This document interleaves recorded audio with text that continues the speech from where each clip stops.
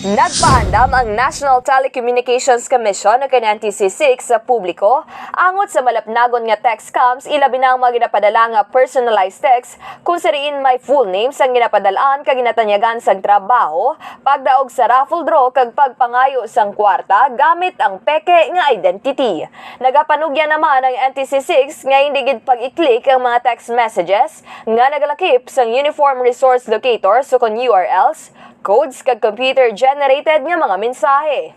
Dugang pa sang ahensya nga hindi gid maghatag sang impormasyon sa mga hindi kilala kag hindi familiar nga mga mobile numbers. Kag ini si Kabanderang Kim Kaluyu nagabandera sang matudtod nga serbisyo publiko kag kalingawan sa Iloilo. Radyo Bandera.